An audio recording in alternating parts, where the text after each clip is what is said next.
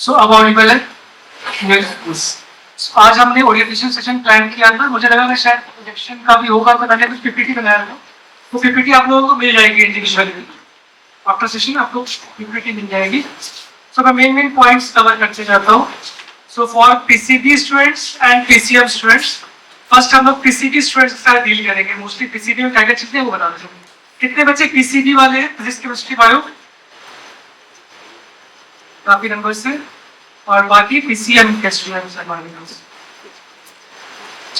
सो जो PCB students हैं physics chemistry and bio, उनका जो मेन टारगेट होता है दैट इज नीट।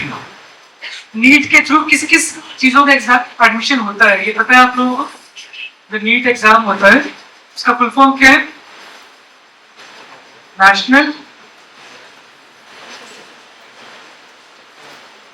उससे पहले क्या एग्जाम होता था? पुराने टाइम में कौन सा एग्जाम होता था? आइडिया? पहले के टाइम पे क्या होता था ना कि अलग अलग एग्जाम्स हुआ करते थे। नेशनल लेवल कुछ एग्जाम्स होते थे like AIPMT, all India pre medical test होता था। एंड देन क्या होता था कि जितने भी स्टेट्स होते थे हर एक के अलग अलग TMT होते थे। पंजाब का अलग होता था, केरला का अलग होता था, आंध्र प्रदेश का अलग, सबका डिफरेंट डिफरेंट हुआ हुआ है। ठीक है। प्लस क्या होता था कि जितने इंपॉर्टेंट कॉलेज होते थे उनके सब सेपरेट होते थे। एम्स का अलग होता था, जिपमर अलग होता था, then CMC Vellore, AFMC Pune, BHU, कॉमेट के कर्नाटका के लोग, हर एक के लिए डिफरेंट डिफरेंट एग्जाम्स होता था। तो क्या हुआ कि गवर्नमेंट ने सोचा कि नीट एक कॉमन एग्जाम हो ताकि मल्टीपल फॉर्म्स फिल ना करना पड़े। So from 2013 NEET exam start हुआ। उसके पहले जो होते थे दे वर AIPMT एंड AIPMT was conducted by CBSE। लेकिन उसके बाद नीट जब आया तो पहले CBSE कंडक्ट कर रहा था, बट लेटर ऑन NTA ने कंडक्ट करना स्टार्ट कर दिया। और इसके थ्रू कहाँ कहाँ पे एडमिशन होता है नीट के थ्रू? नीट के थ्रू MBBS की सीट्स होती है। डॉक्टर बनने के लिए जो MBBS होता है जिसको करके आप फिर जनरल फिजिशियंस या रेजिडेंट मेडिकल ऑफिसर डायरेक्टली बन जाते हैं। या फिर उसके बाद क्या होता है कि फिर आप स्पेशलाइजेशन कर सकते हो, PG वगैरह करते हो, पोस्ट ग्रेजुएशन करते हो उसके बाद। सो नीट दो तरह के होते हैं, एक नीट UG, एक NEET PG। So NEET UG is for NEET under graduates, उसके थ्रू होता है MBBS, देन उसके थ्रू होता है BDS, ठीक है। एंड देन कुछ आयुष कोर्सेज कहा जाता है उसको, जहाँ पे आयुर्वेदिक, यौगिक, यूनानी मेडिसिन सिस्टम सारे होते हैं। BAMS, BHMS एंड और भी एग्जाम्स होते हैं। नर्सिंग के लिए भी एडमिशन सिस्टम होता है। एंड कुछ कॉलेजेस जो होते हैं वो अपने सेपरेट एग्जाम्स देते हैं PhD करने के लिए, ठीक है। देन वेटनरी का भी ऑप्शन खुलते हैं आपके पास PCB स्टूडेंट्स के पास। So it is a gateway to the medical profession. So next जो एग्जाम पैटर्न होता है, जो न्यू स्टूडेंट्स 11th क्लास में मेनली आए तो उनको थोड़ा सा वो जान ले कि क्या क्या नीट के एग्जाम पैटर्न में क्या क्या होता है। तो नीट का जो पूरा पेपर होता है वो कितने मार्क्स का होता है? टोटल 720 मार्क्स का पेपर होता है। नंबर ऑफ क्वेश्चंस कितने होते हैं नीट में? 180। Total questions is 180। Total time is 3 hours, so 180 minutes। 1 minute per question, 1 minute per question। okay, so distribution कैसे होता है बायो का? बायो होता है 90 क्वेश्चंस आता है बायो के अंदर। बायो में 90 क्वेश्चंस, मार्किंग पैटर्न +4 -1। हर क्वेश्चन में करेक्ट हुआ तो 4 मार्क्स, अटेम्प्ट नहीं किया तो 0 मार्क्स, गलत हो गया तो -1। तो जो पहले आपने लिया उससे 1 मार्क्स कम हो जाएगा, ठीक है। देन टाइम कितना स्पेंड करना चाहिए? 12th वाले इसको नोट कर ले कि कैसे हमें प्लान करना है, टाइम मैनेजमेंट कैसे करना है। सो पेपर 180 मिनट्स का है। हमारा टारगेट होना चाहिए जो अच्छे स्टूडेंट जो बिल्कुल टॉप रैंक लेके आते हैं, दे कवर बायो इन 40 मिनट्स। PCB में जो लोग बैठते हैं नीट एग्जाम्स में बायो 40 मिनट्स के अंदर, केमिस्ट्री 50 मिनट्स के अंदर कवर करते हैं। केमिस्ट्री की 45 क्वेश्चंस होते हैं, 45 मल्टीप्लाइड बाय 4, 180 मार्क्स का केमिस्ट्री का पेपर होता है। And physics again 45 questions, 180 marks. Physics में लोग 60 मिनट्स का टारगेट करते हैं। टॉप रैंकर्स जो अच्छे से एग्जाम देते हैं, टाइम मैनेजमेंट अच्छी होती है। सो क्या हो गया हमारे पास? Bio 40 minutes, chemistry 50 minutes, physics 60 minutes, total कितना हो गया 150 मिनट्स कवर हो गया, 30 मिनट्स रिवीजन एंड जो छूट गया है उसको कवर कर हो गया। ये बहुत ही डिफिकल्ट टारगेट है कवर करना। 99% स्टूडेंट्स जो फेल होते हैं वो टाइम मैनेजमेंट में ही फेल होते हैं, पेपर को कंप्लीट ही नहीं करना, तो देख ही नहीं पाते पेपर को। जब तुम्हारी स्पीड इतनी हो जाएगी तुम 40 मिनट्स में बायो कंप्लीट कर ले रहे हो तो you are almost through, NEET में तुम्हें कुछ कॉलेज तो मिल ही जाएगा। क्लियर? सो मेन चैलेंज यहाँ पे है स्पीड एंड एक्यूरेसी। स्पीड में एक्यूरेसी खराब नहीं करना, यानी कि निगेटिव मार्किंग नहीं बहुत हो गई, तो स्पीड एंड एक्यूरेसी मेंटेन है तो आपका थ्रू हो गया। और नीट के लिए सबसे इंपॉर्टेंट चीज कंसिस्टेंसी, लगातार बहुत ही लंबे टाइम तक कंसिस्टेंट एफर्ट चाहिए। एक टिपिकल स्कोर क्या होता है, कोई अच्छा स्टूडेंट जो है, मैं अच्छे स्टूडेंट की बात करूँ, मेहनत ही नहीं किसी में बात नहीं कर पाते, बट जिन लोगों ने मेहनत की है 2 साल तक, तो उसमें 2 तरह के स्टूडेंट होंगे, कुछ सक्सेसफुल होंगे, कुछ जो फेल होंगे। उनके स्कोर कैसे दिखाई देते हैं, टिपिकल स्कोर मैं बता रहा हूँ। Typical score of a successful student कैसा दिखाई देता है? Typical score of successful student, biology normally exam होता है 360 मार्क्स का, एक अच्छा स्टूडेंट जो क्लियर करता है उसका 320 प्लस होता है एटलीस्ट, 360 में 320 प्लस सक्सेसफुल स्टूडेंट का। बायो में, केमिस्ट्री में 180 मार्क्स का पेपर होता है, सक्सेसफुल स्टूडेंट का होता है 150 प्लस। ओके, एक फिजिक्स का जो पेपर होता है उसका 180 में से अगेन जो सक्सेसफुल स्टूडेंट है उसका 150 प्लस। सो टोटल कितना आ गया हमारे पास? 320, 150, 150, तो 620 प्लस। 620 प्लस होगा तभी आप एक अच्छे गवर्नमेंट कॉलेज में एक्सपेक्ट कर सकते हैं कि आपको सीट मिलना है। इससे कम में आप एक्सपेक्ट करना 600, 620 के रेंज में आप एक डाउट में रहोगे, पता नहीं होगा नहीं होगा उस साल का कैसा सीन है, बट 620 प्लस में सेफली आपको सीट मिल जाएगा।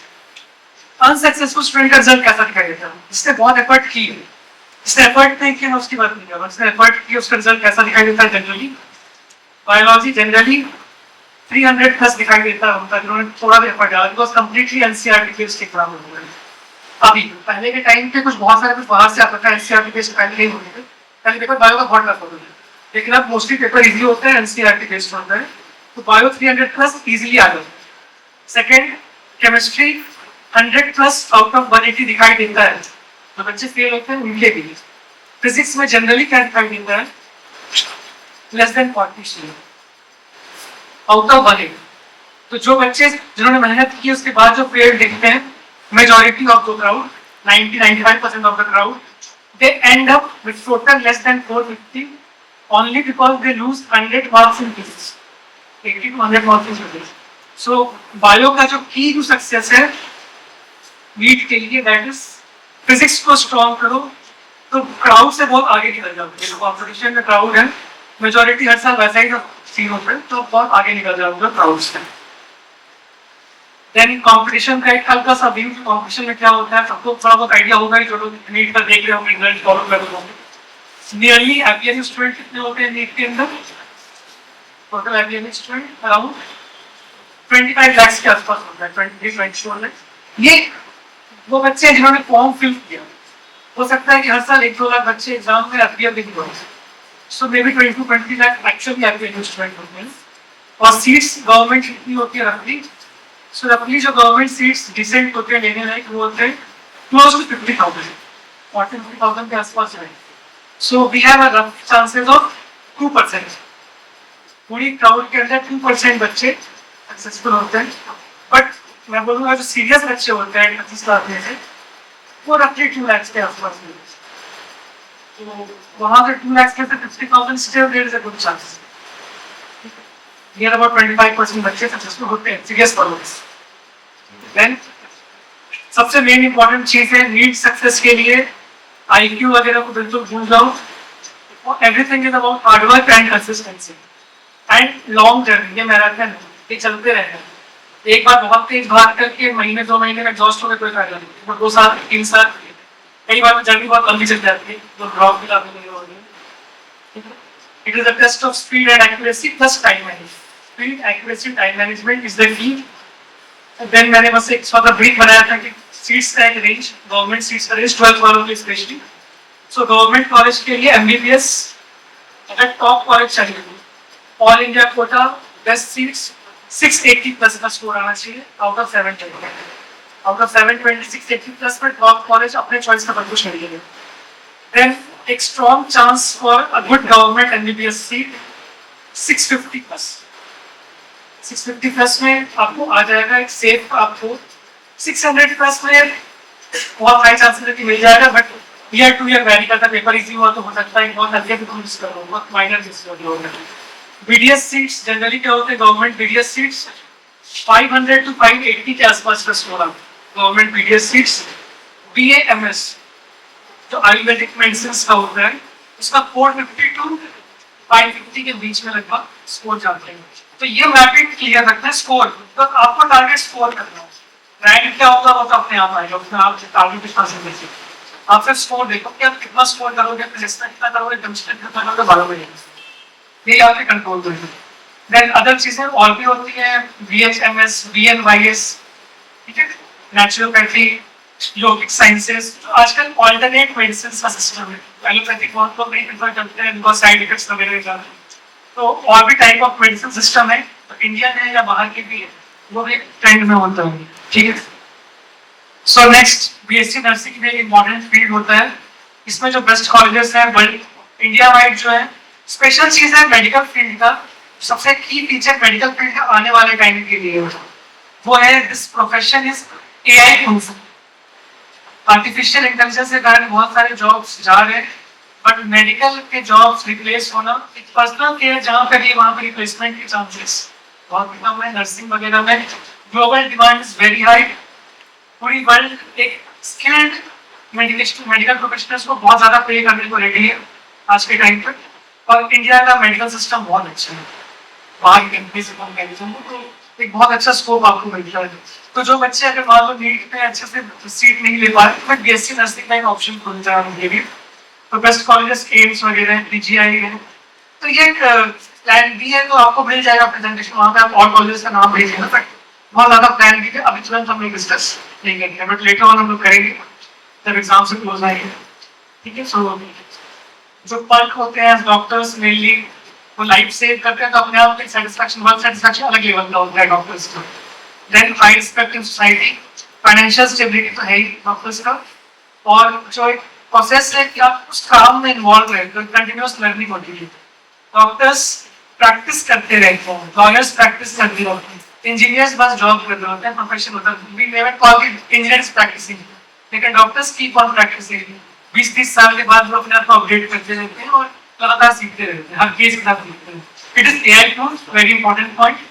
फिर कैरियर अपॉर्चुनिटीज कौन क्या आ सकती है, जो बायो स्टूडेंट्स हैं अगर नीट को मिस कर रहे हैं तो वो क्या कर सकते हैं, और नीट के अलावा तो बी फार्मा का होता है जहाँ पर आपका drug development, medical store, pharma industry में आपकी जॉब लग सकती है।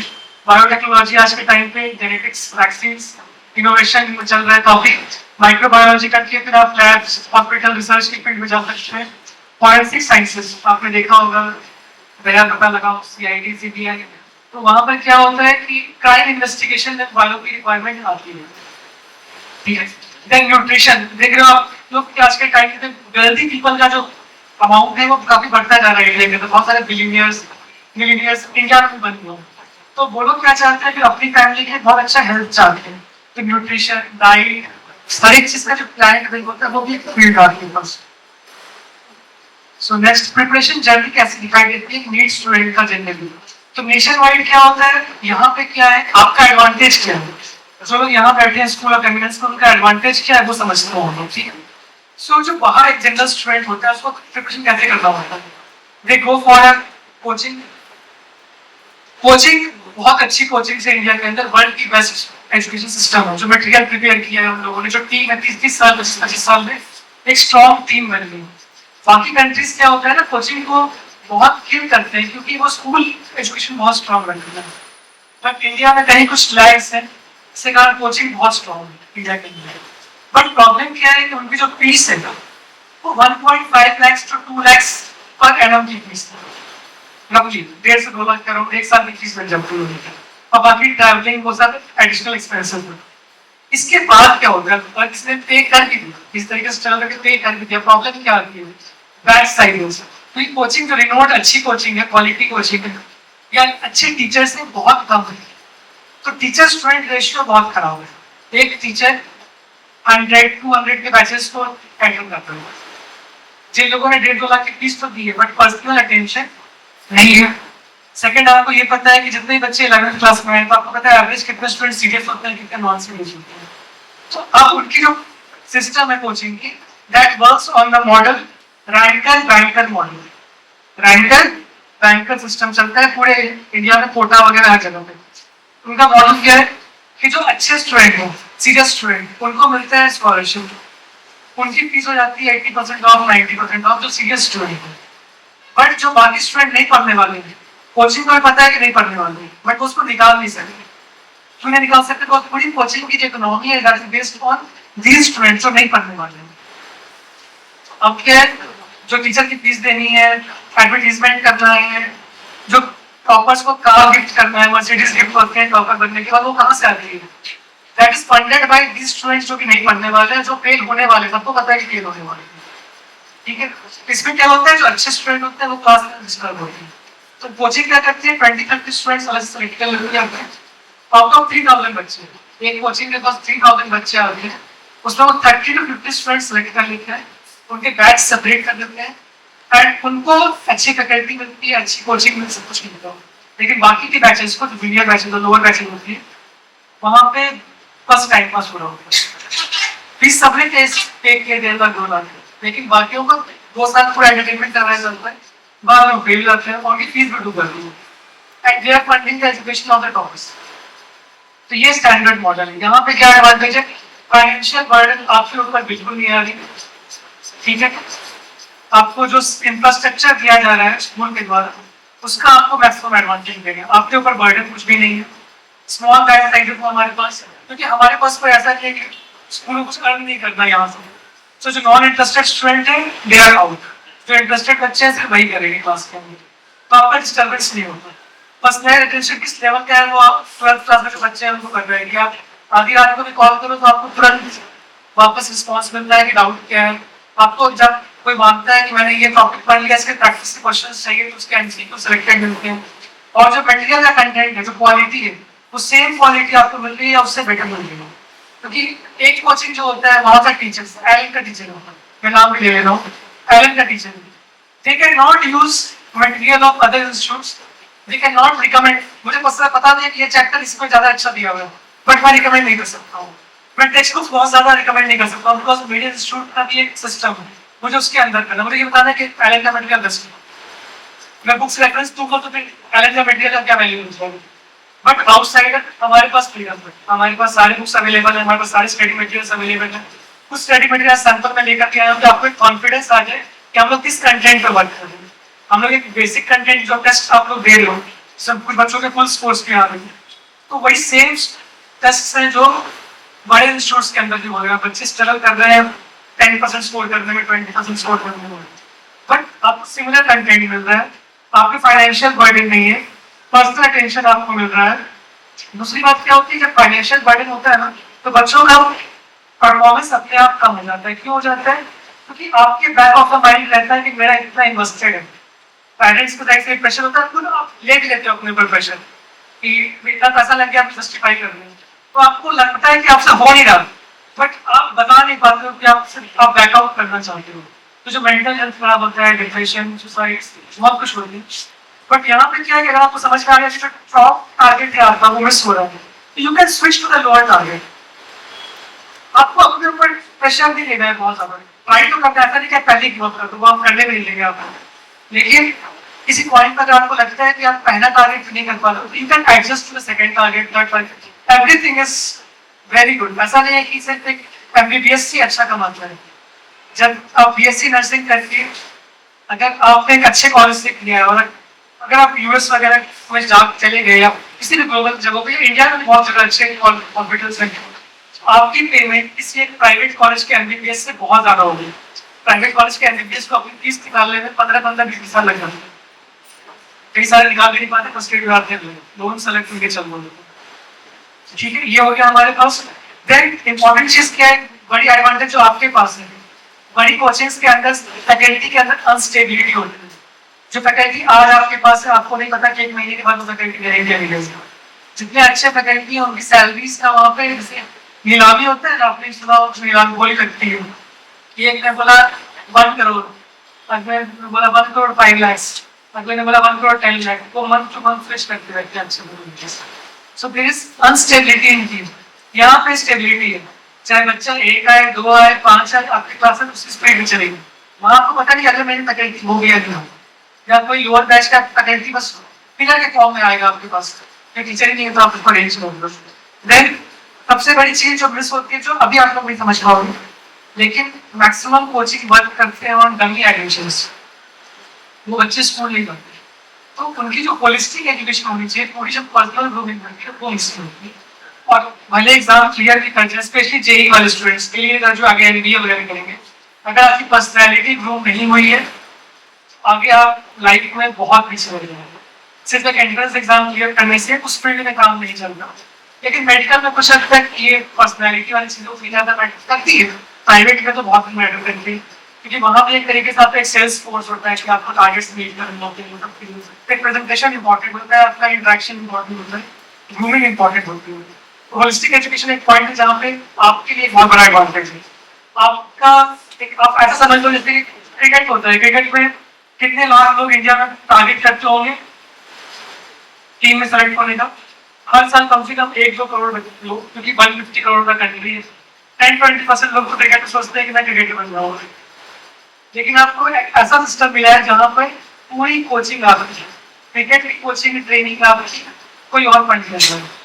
आप बिजनेस करने गए, आपकी बिजनेस कोई और फंड कर रहा है, सक्सेस हुआ तो आपका, फेलियर हुआ तो आपका कुछ नहीं गया।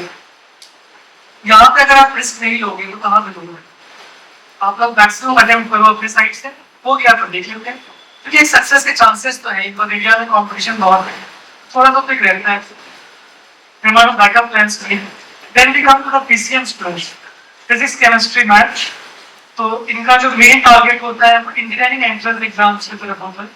Engineering entrance exams, engineering entrance exams के लिए भी हम लोग कुछ करना चाहते हैं, बट करेंटली हमारी भी लिमिटेशन है कि हमारी टीम अभी बहुत बड़ी है, तो हम लोग कैटर करने के लिए फिजिक्स केमिस्ट्री मैथ्स में स्पेशलाइज तरीके से हम लोग एक साथ अगर पिक भी कर रहे हैं तो हम लोग क्वालिटी नहीं दे पाएंगे या अटेंशन नहीं दे पाएंगे इसमें हम लोग बहुत ज़्यादा डायरेक्शन में नहीं कर रहे, बट जो कॉमन एरियाज होंगे जहाँ पे हम लोग वर्क कर सकते हैं वहाँ पे हम लोग हेल्प करेंगे। ओके, सो इनका पैटर्न क्या आप लोग को आइडिया होगा, पैटर्न क्या है जेई वालों का? अभी एग्जाम्स जो होता है, so first stage is JEE Mains. JEE Mains साल में 2 बार होता है, एक बार होता है जनवरी अटेम्प्ट, एक बार होता है अप्रैल अटेम्प्ट, जनवरी और अप्रैल, ठीक है। जनवरी और अप्रैल दोनों में आपने अपीयर किया, बेस्ट ऑफ द 2 काउंट होता है, आपने 2 अटेम्प्ट्स दिए, लेकिन बेस्ट ऑफ द 2 काउंट होगा, कोई एक आपका खराब भी हो गया तो जिसमें आपने अच्छा किया उसके अकॉर्डिंग आपके रैंक्स बनेंगे। पर जनरली ऐसा देखा गया कि दोनों के परफॉर्मेंस में कोई खास ज़्यादा डिफरेंस नहीं होता, बस पेपर का लेवल ऑलमोस्ट सेम होता है, बच्चा में भी बहुत ज़्यादा फर्क नहीं है, सब लोग ही इम्प्रूव करते हैं 3 महीने के अंदर। उसके बाद यहाँ पे एक बहुत ज़्यादा डाउट रहता है जेई वाले बच्चों को, परसेंटाइल बहुत सुना होता है, लोगों ने सुना होता है 90 परसेंटाइल आ गया, सोचते हैं कि बहुत अच्छा किसी का परफॉर्मेंस है, 90 परसेंटाइल आया नहीं है। Percentile and percent is different, it is completely different. कितने बच्चे आइडियल होते हैं जेई के अंदर, एक रफ आइडिया 15 lakhs के अराउंड है, तो नीट से काफी कम है, नीट में 25 lakhs के अराउंड है, जेई में 15 lakhs के अराउंड बच्चे अपीयर होते हैं। इस साल 15,40,000 के आसपास अपीयर होते हैं। और क्या होता है कि in every 1%, 1% of the student होता है, 15 लाख का 1%, दैट इज 15,000। सो किसी का अगर 99% आएगा उसका रैंक क्लोज टू कितना होगा? उसका रैंक होगा क्लोज टू 15,000, 15,000, 17,000, 18,000। तो अगर आपको लग रहा है कि 99% आगे लेकर आया है, बट 15-20,000 के आसपास उसका रैंक है। किसी का 98% आएगा है, उसका रैंक कितना होगा? 30-40,000 के आसपास उसका रैंक होगा। सिमिलरली हर 1% आप डाउन आओगे 15,000 आपका ऐड हो जाएगा। तो अगर आप 93% के आसपास आ गए हो तो 6% ऑफ टोटल बच्चे आपसे आ गए, 1 लाख बच्चे आपसे आ गए। आइडिया मिल गया क्या होता है जेईई मेंस में परसेंटाइल का मतलब?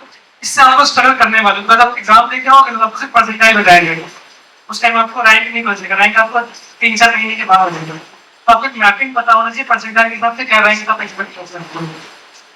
नेक्स्ट यहाँ पे स्कोरिंग कैसे होती है, पेपर का पैटर्न क्या होता है? तो जेई मेंस में 3 सब्जेक्ट है हमारे पास, फिजिक्स इक्वल वेटेज है, नीट में अनइक्वल वेटेज है, बायो का वेटेज डबल है, बट यहाँ पे तीनों का इक्वल वेटेज है। Physics 100 marks, chemistry 100 marks, mathematics 100 marks, total 300 marks का पेपर होगा। अभी करेंगे, बहुत सारे पहले 360 मार्क्स का हुआ करता था, अभी 300 मार्क्स का पेपर है। Physics 100, chemistry 100, mathematics 100। Number of questions कितने आते हैं इसके अंदर? हर एक सब्जेक्ट में जो नंबर ऑफ क्वेश्चंस आते हैं वो होता है 30 क्वेश्चंस आता है, बट आपको 25 ही अटेम्प्ट करना होता है। 5 क्वेश्चन ऑप्शनल होता है, या ऑप्शनल कभी भी हट सकता है। रीजन बीइंग कि इसको इंट्रोड्यूस किया गया था कोविड ईयर में, तो ऑप्शनल क्वेश्चन। अब कोविड से तो हम लोग काफी आगे आ चुके हैं, बट गवर्नमेंट ने थोड़ा रिलैक्सेशन दे रखा है, तो हटा नहीं रहे, बट इसी साल को वो हट सकते हैं एक्स्ट्रा क्वेश्चन। पैटर्न क्या होता है? हमारे पास 30 क्वेश्चंस है, 30 में से 20 क्वेश्चंस जेईई मेंस में एमसीक्यू होता है, single choice correct. 20 questions MCQ single choice correct. 10 question का आंसर है वो न्यूमेरिकल टाइप होता है, न्यूमेरिकल टाइप का आंसर हमेशा कोई नंबर होगा, मे बी 5 हो, 8 हो, 9 हो, कोई नंबर होगा।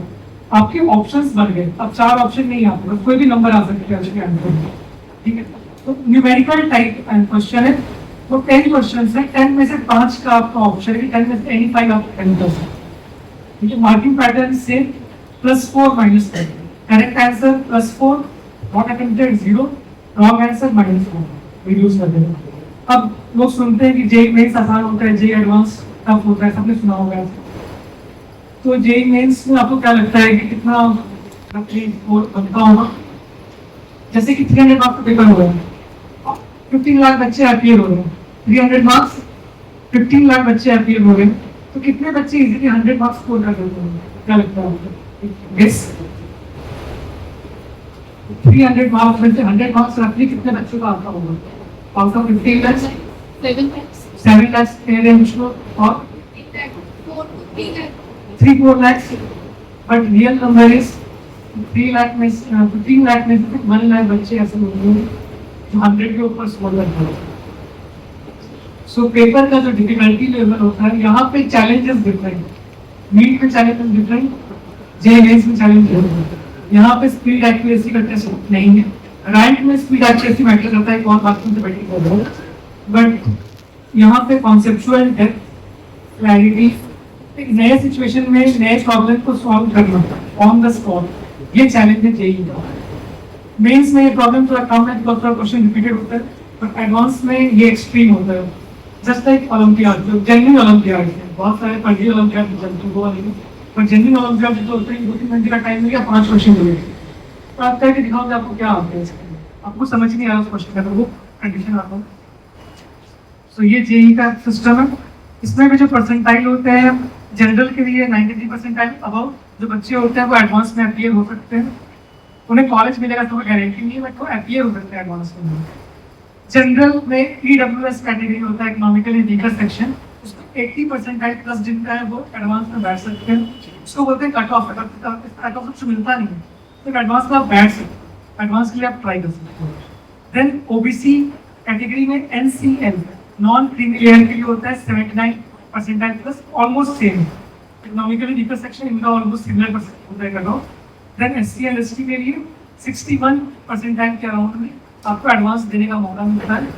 अगेन एडवांस एक काफी टफ एग्जाम होता है, और एडवांस का पैटर्न हर साल चेंज होता है। एडवांस हर साल कुछ ना कुछ एक्सपेरिमेंट करता है कि आप उस टाइम उस शॉक को कैसे करते हो, नया क्वेश्चन मिला तो आप कैसे एडजस्टमेंट करते हो, क्योंकि उसका ही टेस्ट है, ठीक है। तो जेईई के लिए जो ऑल्टरनेट करियर पाथ है वो सब हम लोग इन फ्यूचर कभी डिस्कस करेंगे।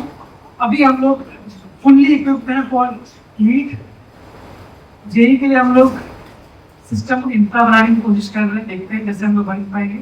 सो एट द एंड सबसे इम्पोर्टेंट जो की पॉइंट्स है, आपने एक बार बहुत ज़्यादा जोर लगा के बीच में छोड़ना नहीं है।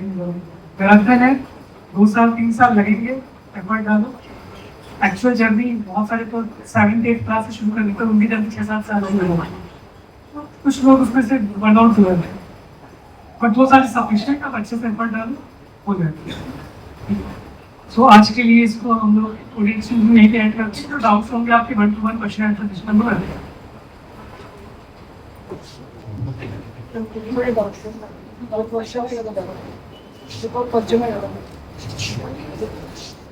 It's in the constitution. Now it's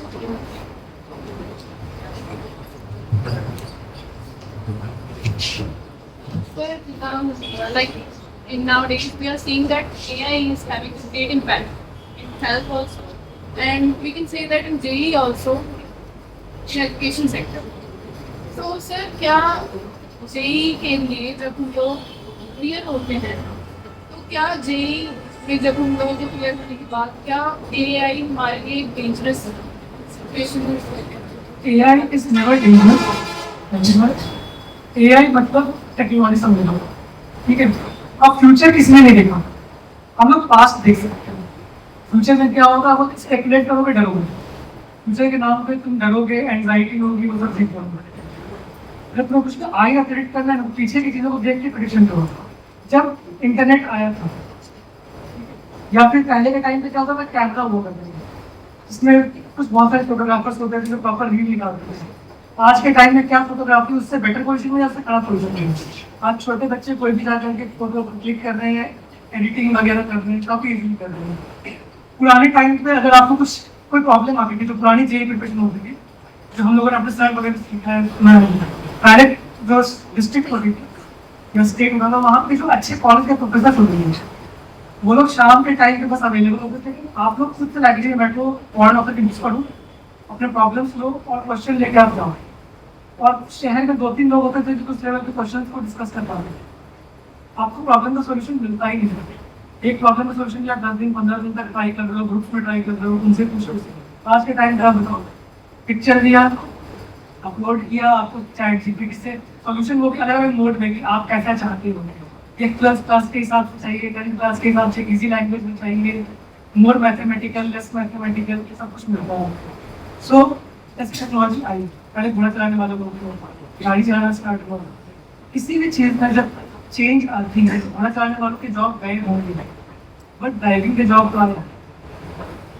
मेरी जो प्रिंटर जो टाइप राइटर थे उनके जॉब चले गए, टाइपिस्ट। आज के टाइम में आप बोलते हो वो टाइप हो गया।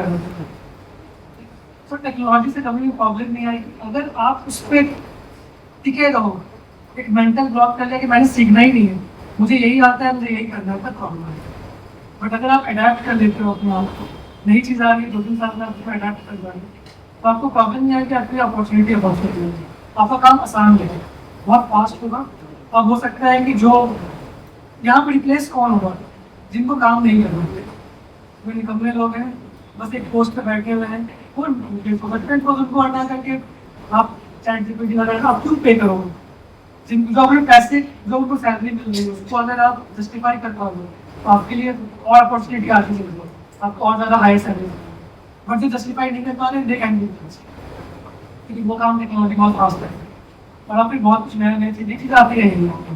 तो कभी भी जो केओस मचा रहा है, ये केओस क्यों मच रहा है? अगर एक छोटे से बच्चे को 5-6 क्लास के बच्चे को ही पता है कि एआई आ रहा है, जॉब जा रहा है, क्यों हो रहा है? क्योंकि कुछ लोगों को एआई के कोर्स बेचने हैं, उन्हीं कोर्स तैयार नहीं हुई है, क्योंकि कुछ लोगों ने बड़ी ट्रेनिंग लेके आ गए वहाँ से, और वो सेम कोर्स को इंडिया में बेचना चाहते हैं। क्यों बेचना चाहते हैं? बिकॉज इंडिया की मैक्सिमम यूथ, एक उसकी जो एज है वो 25 से कम है, 28 से कम। तो यहाँ का जो मार्केट है, 50 करोड़ 60 करोड़ लोग हैं जो इसको सीखना चाहेंगे। अब उनको अगर आप 50 करोड़ लोगों को 500 रुपये का भी कोर्स भेज दो, 100 आपकी 9 रुपये के भी कोर्स भेज दो, तो अभी आपको पता है कि आप इस बल्क में प्ले कर रहे हो, वॉल्यूम से प्ले कर रहे हो, एक क्योस क्रिएट किया गया है। रियल में कोई प्रॉब्लम कभी नहीं होती, टेक्नोलॉजी शिफ्ट होती है। जहाँ पे क्योस ज़्यादा मचता है वो चीज़ें साइकिल में चलती है, टाइम लेती है चीज़ें। कोविड के कारण थोड़ा फास्ट हो गई चीज़ें, बट अदरवाइज आपको डरना नहीं है। अगर आपको कभी भी डर लगता है तो आपने क्या करना है, आप हिस्ट्री को देखना और उसके कारण बॉडी प्रेडिक्शन करो। रैंडम प्रेडिक्शन करोगे तो बाकी को स्पेकुलेशन की बचती है। आप किसी को आईटी के शेयर बेचने हैं, एआई वाली कंपनी के शेयर देखने हैं, उसी कंपनी में काम आते स्टार्ट करेगा, उसने फंडिंग उठा लिया 100 करोड़ का, तो कैसे उठाएगा? तो ये सब बातें फैलाएगा, एडवर्टीजमेंट करेगा, मीडिया पर चीज़ बताएगा, तो आपसे ज़्यादा क्लोज के लिए नहीं होता चाहिए। बट आपको रेडी टू अडेप्ट होना चाहिए।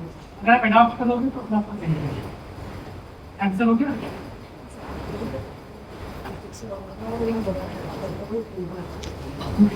सो तो कोचिंग की जो इंडस्ट्री है, कोचिंग की इंडस्ट्री की रियलिटी किसी की भी जो है, जो अच्छे कोचिंग है उनकी इंडस्ट्री की रियलिटी ये है कि एक कोचिंग के अंदर जो बच्चे एडमिशन लेते हैं ऑफलाइन कोचिंग में, ऑफलाइन कोचिंग में जो इनकमिंग बच्चे हैं, मैं लोकल इंस्टीट्यूट की बात कर रहा हूँ जो आपको लोकल मिलेगा कहीं भी।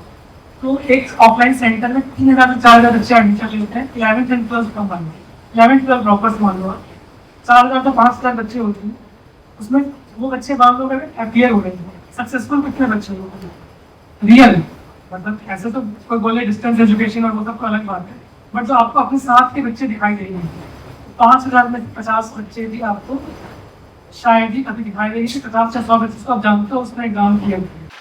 तो सक्सेस रेट इज अराउंड 1% इसीलिए अच्छे इंस्टीट्यूट।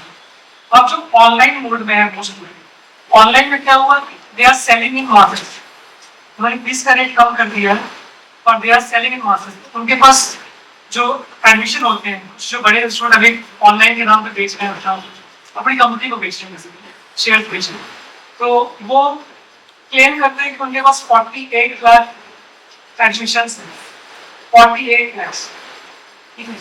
जनरली उसमें से रिजल्ट कितने आने वाले हैं, कितने बच्चों ने पढ़ाई, कोई मॉनिटरिंग तो है नहीं है।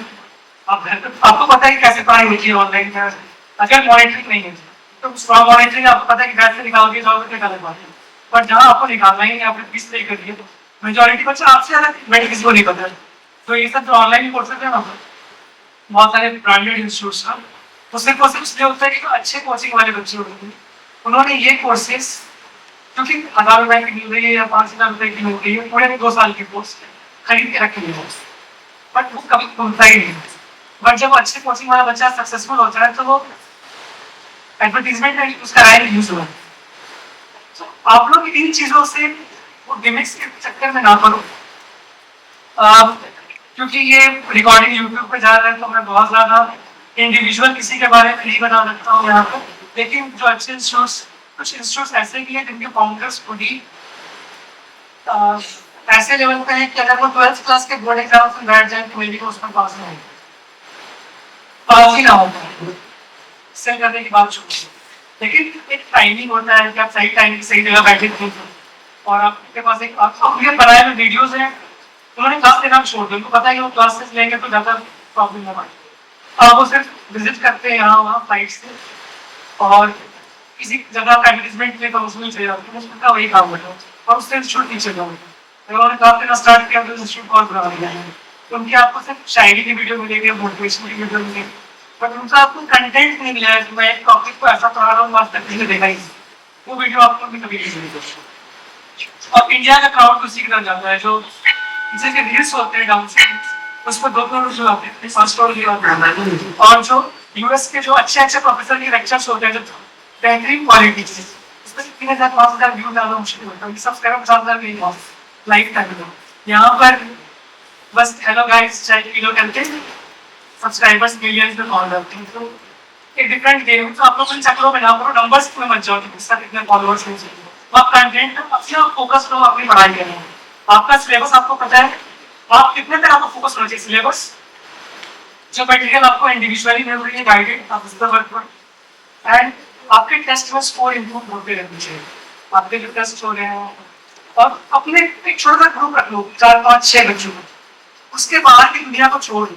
अगर आप कभी भी कंपटीशन करने जाओगे, आप सोचोगे 50 लाख बच्चे हैं, आप कुछ नहीं कर पाओगे, जिस काम में आप बेस्ट हो ना, आप उसमें हाथ पैर नहीं हिला पाओगे 50 लाख के बारे में सोचेंगे, लेकिन 4 5 अच्छे लोग जब कंप्लीट करते हैं आपकी क्वालिटी बहुत बेटर होती है, 2 साल 3 साल में डेली इंप्रूव होता है। और किसी को डाउट हो, किसी को डाउट नहीं है, 11 वालों को आनी चाहिए, ये चंडीगढ़ देंगे और डाउनलोड होगा, आप धीरे धीरे बढ़ जाएगी, जब डिस्कशन सेशन होगा, जब लाइव सेशन होगा तो आपके अंदर कॉन्फिडेंस आएगा, तो डाउट पूछ लोगे। हम लोगों ने भी 12th क्लास वगैरह की क्या काफी एक्सपीरियंस था, नए बच्चे जब आते हैं बिल्कुल स्टेज लेवल पर, महीने 2 महीने के बाद वो टाइम लगता है, और नेशनल एवरेज ये है कि पहले 2 महीने के अंदर 15 लाख के बच्चे बैठ गए तो 14 लाख ने गिव अप कर दिए, 15 लाख में से पहले 2-3 महीने के अंदर गिव अप कर चुके होते हैं, तो जो लास्ट तक चला गया ना उसके सक्सेस के चांसेस बहुत हाई है। 25-30% निकल गया बस। लास्ट में आपकी स्पीड बढ़नी चाहिए, कम नहीं होनी चाहिए। मेजॉरिटी बच्चों का स्टार्टिंग में बहुत एनर्जी होता है, फिर वो कम हो जाता है, फिर वो ट्राई नहीं करते। और मैं अच्छे इंस्टीट्यूट के बच्चों को तो तकलिया है यहाँ पर, चंडीगढ़ में सोचे तक है, वहाँ के टॉप रैंक्स आते हैं।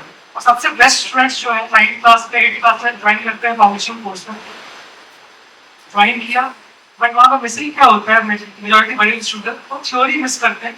और वो कैसे इंस्टीट्यूट होता है कि आपके पास बेस्ट क्राउड है अपने शहर का, 2-3 डिस्ट्रिक्ट्स में आके बेस्ट क्राउड आपके पास आ गया, आपने क्या करना है, बस क्वेश्चन बम्बार्ड करते हैं, टॉप क्वेश्चन टॉप ट्रिक्स बस वो आ रहा है, बेसिक वहाँ पर होता ही नहीं है। Coaching is not for education, not for teaching, it is for polishing the top rankers. Top rankers की पॉलिशिंग मुझे बहुत अच्छा इंस्ट्रूमेंट, तो बेटा किसी कोचिंग से सोचो कि आपको पढ़ाया जाएगा, आप रिजल्ट करोगे, आपको सेल्फ स्टडी करना पड़ेगा, आपका अपने मटेरियल लिमिटेड रखना होगा, उसके अंदर डिसिप्लिन तरीके से काम करना है, डाउट करना शुरू होना है बस। ऑर्डिनल ये है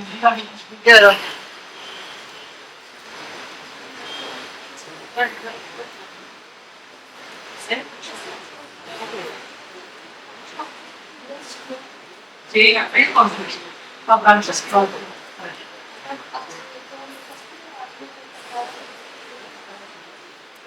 आपका साइड कॉम्बिनेशन है, सभी कॉम्बिनेशन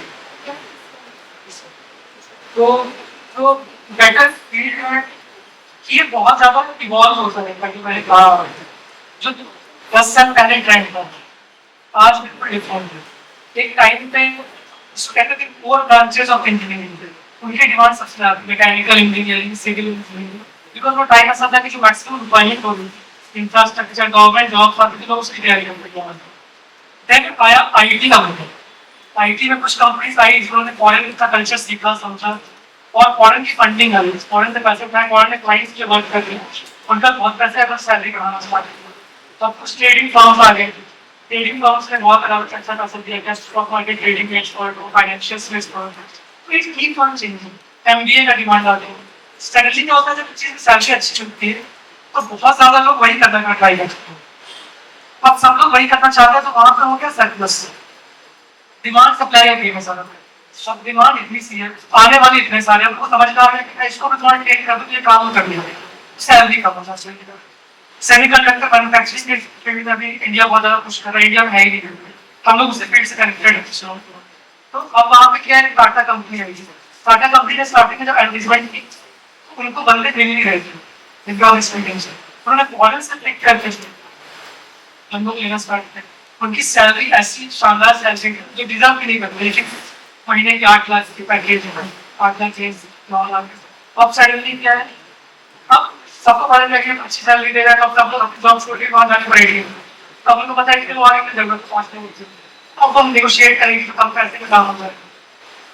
और सोचिए जहाँ पे भी डिमांड कम हाई, सप्लाई कम थी तो उसमें पैसे नहीं जाते, फिर सप्लाई बहुत ज्यादा होती है उसका डिमांड कम हो जाता है, वहाँ कुछ नहीं अपडेट हो जाती है, उसको कॉस्ट करके लिए लोग जाते हैं, कोई टेक्नोलॉजी को आ जाती है, तो ये कीप्स ऑन चेंजिंग। आप सोचो कि आज आपने डिसाइड कर लिया, 5 साल के बाद आप बीटेक करके निकलोगे, तो पढ़ाई फर्दर स्टडी करके निकलोगे, कंडीशन सेम नहीं है, डायनामिकली चेंजिंग। बट हर एक फील्ड में अगर आप रोज सीख रहे हो, मेहनत कर रहे हो, तो आप अच्छा करते ही जाओगे, चाहे कितना थोड़ा छोटा काम है, आपको हमेशा अपना दिमाग खुला रखना है कि क्या नया आ रहा है, आप उसका टेस्ट करें। आज आप प्लान नहीं कर सकते अपने करियर 5 साल बाद क्या होगा, बस आगे है वो धोखा है। बचपन में सुनते हैं ना, 10 पास कर लो, 5% हो जाएगा, 90% ऊपर आ जाएगा, 95% ऊपर आ गया, 12 कर लो, लाइफ सेट हो जाएगा, जेई कर लो, लाइफ सेट हो जाएगा, नीट कर लो, लाइफ सेट हो जाएगा। उसके बाद बोलेंगे कि इस कंपनी में घुस जाओ, लाइफ सेट हो जाएगा। जो टॉप कंपनीज हैं, उन्होंने अपने टॉप कंपनी जितने एम्प्लॉइज थे, उनको 1 साल 1 रात में निकाल दिया, तो लाइफ सेट किसी की नहीं। आपको जो नई चीजें आ रही है सीखते रहना पड़ेगा, उसमें कोई डाल के रहना पड़ेगा। और कुछ डाउट है? कुछ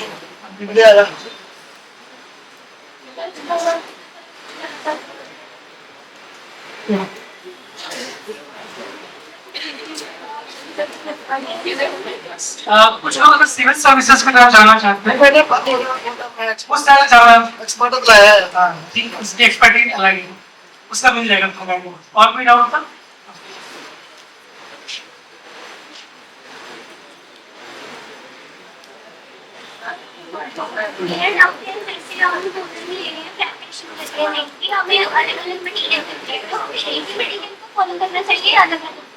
ये बहुत इंपॉर्टेंट क्वेश्चन है आज के टाइम के लिए। पहले के टाइम में ये मटेरियल आया तो स्टडी मटेरियल क्यों बना? बिकॉज पहले के टाइम पे बंदों के पास कोई गाइडेंस थी।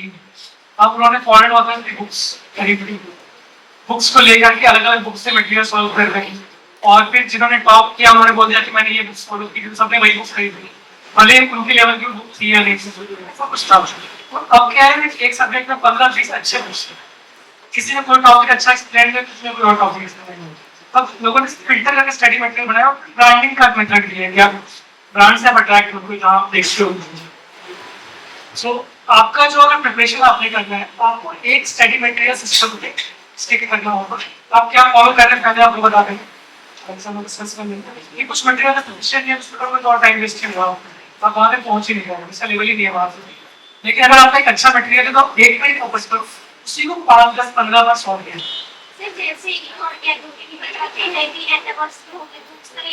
इनऑर्गेनिक एनालिसिस देखिए जसवाल आती है, इनऑर्गेनिक फिजिकल की एनालिसिस आती है। अब तुम लोग जिस बुक के लिए जा रहे हो, that book is not meant for this. पहले इस बात को समझो कि जो सेल हो रहा है, कैसे सेल हो रहा है, आपके दिमाग तक कैसे पहुंचा। बिकॉज किसी साल के टॉपर ने ये बुक फॉलो की है। अब जो टॉपर थे वो कहाँ पे, वो कोटा राजस्थान में थे। वो ऑलरेडी अपने सिलेबस से 3 साल आगे चल रहे थे। 8th क्लास का बच्चा 11th क्लास की सॉल्व कर रहा है, 9th क्लास का बच्चा 12th क्लास की सॉल्व कर रहा है, फिर उसको रिपीट कर रहा है। तो वो सबसे प्रीमियम बैच होता था बंसल क्लासेस का। कोटा का जो सबसे टॉप इंस्टीट्यूट था एक टाइम, अब तो वो भी चेंज हो गया। बंसल क्लासेस का टॉप इंस्टीट्यूट 7 फैकल्टी के वहाँ के थे। तो 7 फैकल्टी ने ग्रुप बना के इंस्टीट्यूट खोल लिया और एक नया इंस्टीट्यूट खुला वाइब्रेंट एकेडमी का। आप जिनका नाम बताएंगे वो कि वहीं के सबसे टॉप बैच के टीचर्स थे। वो पढ़ाते किसको थे? टॉप बैच को पढ़ाते थे, जो कंट्री का फिल्टर 50 बच्चे हैं। उनके लिए जो मटेरियल सुटेबल है वो कंट्री के 15 लाख बच्चों के सुटेबल नहीं होते। आपका अभी जो लेवल है आपको उस लेवल के हिसाब से आगे बढ़ना है।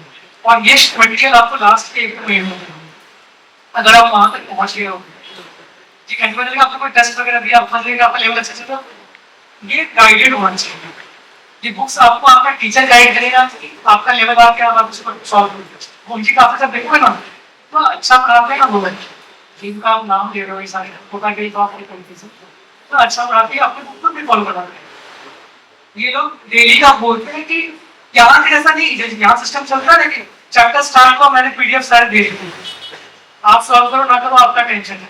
लेक्चर नोट्स प्रिंटेड सारे दे दिए, आपको पढ़ना है आपका टेंशन, मेरा काम फील होगा। वहाँ पे डेली पूरा लेक्चर होता है 1 घंटे का, उसके बाद काउंटेड क्वेश्चंस मिलते हैं 10 या 15। अगले दिन लेक्चर का स्टार्टिंग होता है उनका डाउट क्लियरिंग के साथ। डाउट क्लियरिंग शुरू होता है ऐसे नहीं 20 क्वेश्चन मिले ना तो बोलेंगे 1 to 5 क्वेश्चन नंबर 1 to 5 कितने बच्चों का डाउट है। एक भी डाउट है तो वो रुका रहेगा और एक टाइम फिक्स होता है, उस टाइम के अंदर सारे डाउट क्लियर नहीं हुए तो थ्योरी स्टार्ट कर देंगे। तो बहुत रिगरस सिस्टम है, वो सब कुछ मिक्स कर देंगे। वो क्लासिक टेक्स्ट बुक फॉलो करते हैं। क्लासिक टेक्स्ट बुक मतलब जो वर्ड ऑथर के बुक होते हैं वहां से देते हैं आपको क्वेश्चन सॉल्व करने के लिए। देन वो DPP देते हैं, डेली प्रैक्टिस प्रॉब्लम जो मल्टीपल सोर्सेज से कनेक्ट कंबाइन होती है। देन वो जब बच्चा बिल्कुल रेडी हो जाता है तब वो देते हैं कि हमारे एडवांस प्रॉब्लम्स जेईई एडवांस के बुक्स हैं, आप उनसे क्वेश्चंस के बाद सॉल्व करें। उसका आपको बताते हैं कि आपको लेवल 1 के इतने क्वेश्चन सॉल्व करने हैं, फिर वो बोलते हैं कि लेवल 3 के इतने क्वेश्चंस ओलंपियाड के लिए, वो जेईई के लेवल के नहीं है। कुछ क्वेश्चन आते हैं जेईई सिलेबस से बाहर है, बट आप रैंडमली अगर बुक खरीद के बैठ जाओगे तो पता चला एक क्वेश्चन आपको 2 घंटे लगे, आप आगे बढ़े नहीं कभी। आपको जो सूट करते हैं आपको उस कंटेंट पे स्टार्ट करना है, कॉन्फिडेंस बनाना है, आप उस मटेरियल को करो या ना करो। अगर आपने 50% सिलेबस कॉन्फिडेंस ले लिया आपका जेईई हो जाएगा। जेईई मेंस या जेईई एडवांस के अंदर जो पेपर आता है 70% is easy and average, easy and moderate. Difficult questions 30% की उसकी तैयारी है। आप सिर्फ उसी को बोलोगे मैं टेक्स्ट बुक तो आप आगे दिखाओगे।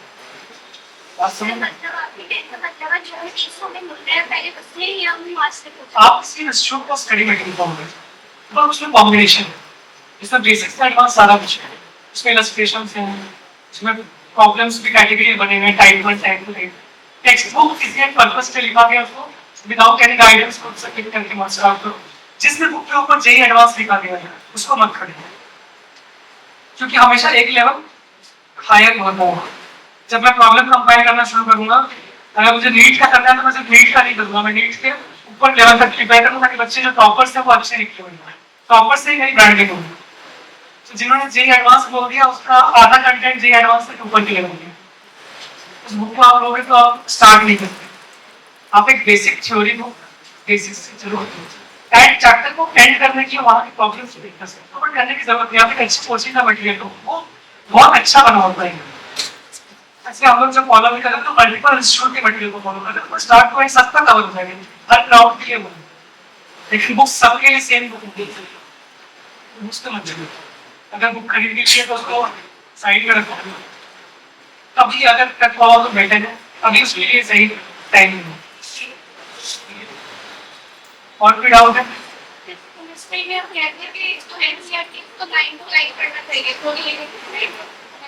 केमिस्ट्री डिवाइडेड है 3 पार्ट्स में, physical chemistry, organic chemistry, inorganic chemistry. Inorganic chemistry NCERT line to line 100% का मार्क होना चाहिए।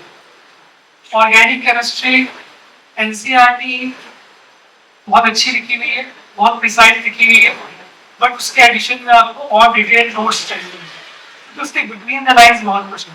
जिन्होंने एक लाइन में लिख दिया है ना, वो अच्छे ऑथर्स को एक पेज में एक्सप्लेन किया, 2 पेज में एक्सप्लेन सकते हैं। उसके अंदर बहुत सारे केसेस हैं, एक्सेप्शनल केसेस हैं, बहुत कुछ और है।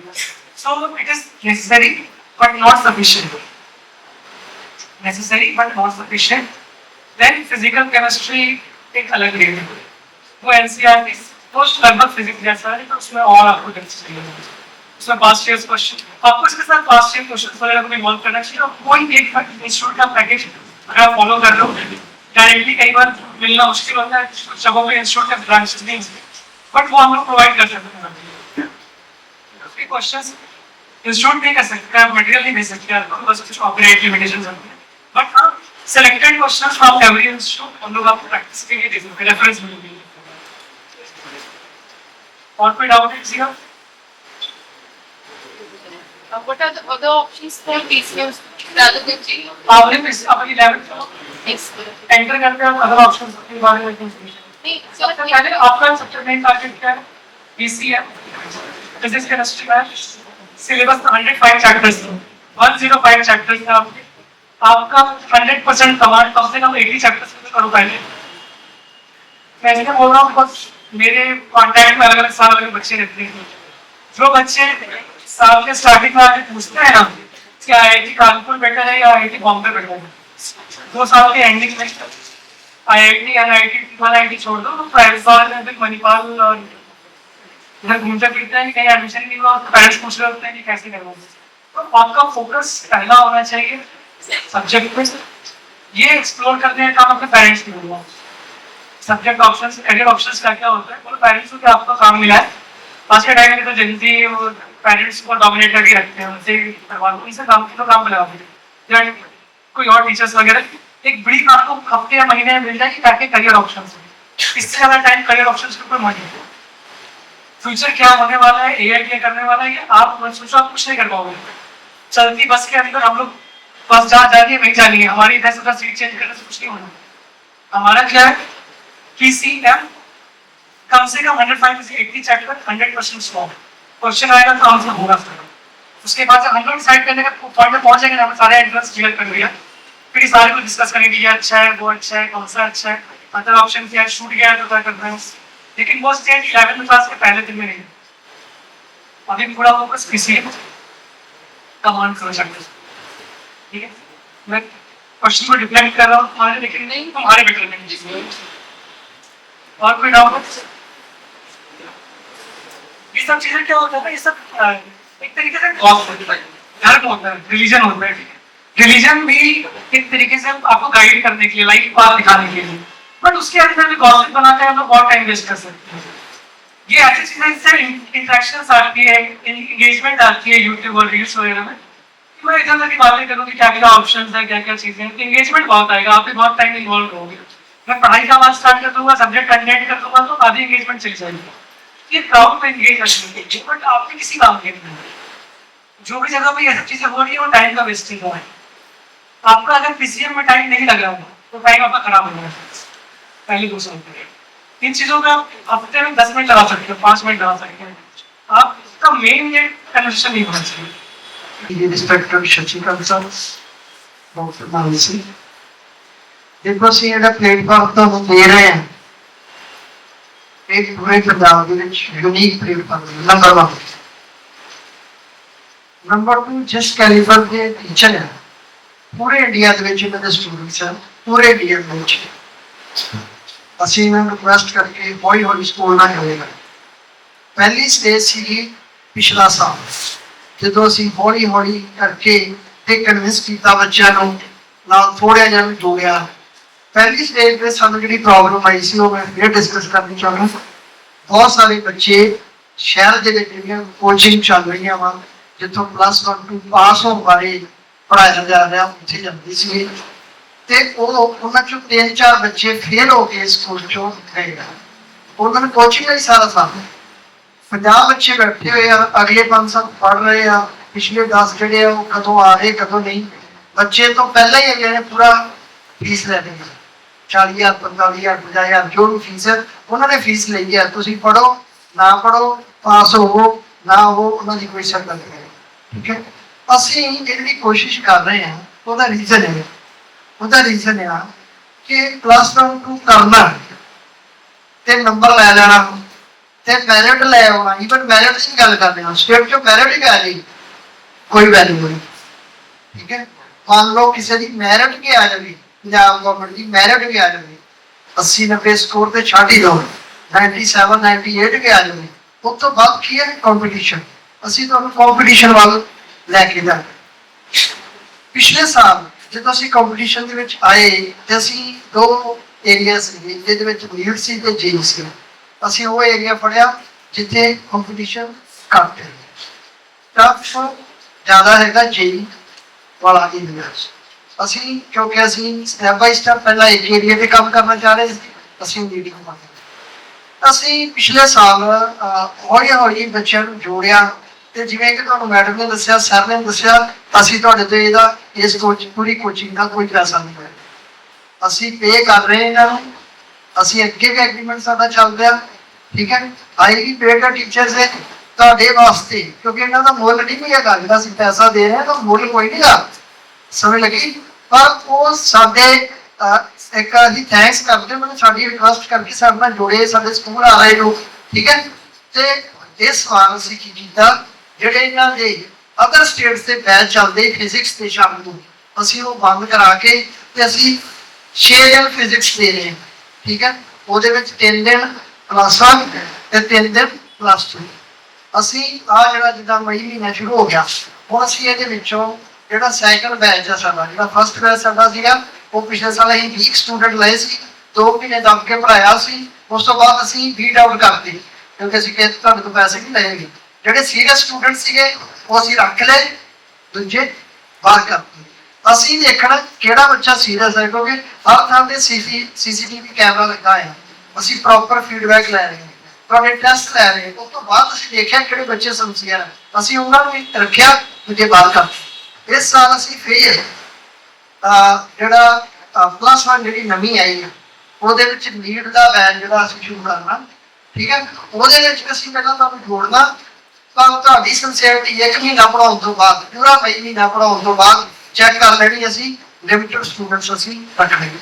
Non sincere students, problem rating students ਅਸੀਂ ਇਹਨਾਂ ਬੈਚਾਂ ਦੇ ਵਿੱਚ ਨਹੀਂ ਪਾਉਂਦੇ। ਠੀਕ ਹੈ, ਅਗਲੀ ਗੱਲ ਜਿਹੜਾ ਕੁਝ ਤੁਹਾਡੇ ਪ੍ਰਸ਼ਨ ਸੀਗੇ, ਅਸੀਂ ਇਸ ਸਾਲ ਮੈਂ ਜਿਵੇਂ ਤੁਹਾਨੂੰ ਪਹਿਲਾਂ ਹੀ ਦੱਸਿਆ ਵਾ ਅਸੀਂ ਵੱਖ-ਵੱਖ ਏਰੀਆਸ ਤੇ ਕੰਮ ਕਰ ਰਹੇ। ਜਿਹੜਾ ਅੱਜ ਦਾ ਸਾਡਾ ਫੋਕਸ ਸੀਗਾ ਉਹ ਨੀਟ ਤੇ ਜੇਈ ਦੇ ਵਾਸਤੇ ਵੀ ਜੇਈ ਕੀ ਹੈ, ਕਿੱਦਾਂ ਸਕਸੈਸ ਹੋਏਗਾ ਉਹਦਾ, ਕਿੱਦਾਂ ਪੜ੍ਹਨਾ, ਕਿਹੜੀ ਯੂਨੀਵਰਸਿਟੀ ਨੂੰ ਫੋਲੋ ਕਰਨਾ, ਆਪਣਾ ਮੋਮੈਂਟਮ ਕਿੱਦਾਂ ਬਣਾ ਕੇ ਰੱਖਣਾ, ਕੌਨਫੀਡੈਂਸ ਕਿੱਦਾਂ ਲੈ ਕੇ ਆਉਣਾ, ਕਿਹੜੀ ਚੀਜ਼ ਨੂੰ ਫੋਲੋ ਕਰਨਾ, ਕਿਹੜੀ ਚੀਜ਼ ਨੂੰ ਨਹੀਂ ਕਰਨਾ। ਅਸੀਂ ਜਿਹੜੇ IS ਜਿਹੜੀ ਉਹ ਆ ਜਿਹੜੀ ਇੱਕ ਸੰਸਥਾ ਵਾ ਜਿਹੜੀ ਉਹਦੇ ਵਿੱਚ ਪ੍ਰਿੰਸੀਪਲ ਸਾਇੰਟਿਸਟ ਜਿਹੜੇ ਆ ਪ੍ਰਸ਼ਾਂਤ ਕੁਮਾਰ ਹੈ, ਉਹ ਵੀ ਝਾਰਖੰਡ ਤੋਂ ਆ, ਇਹਨਾਂ ਦੀ ਸਟੇਟ ਤੋਂ ਹੀ ਆ। ਠੀਕ ਹੈ, ਉਹਨਾਂ ਨਾਲ ਅਸੀਂ ਟਾਈ ਅਪ ਕੀਤਾ ਵਾ। ਅਸੀਂ ਉਹਨਾਂ ਨੂੰ 2 ਲੈਟਰ ਪਾਈਏ ਸੀ। ਇੱਕ ਮੀਟ ਦਾ ਸਾਇੰਟਿਸਟ ਪ੍ਰੋਗਰਾਮ ਹੈ, ਠੀਕ ਹੈ, ਉਹਦੇ ਤਹਿਤ ਉਹ ਸਾਡੇ ਕੋਲ ਆ ਰਹੇ ਆ।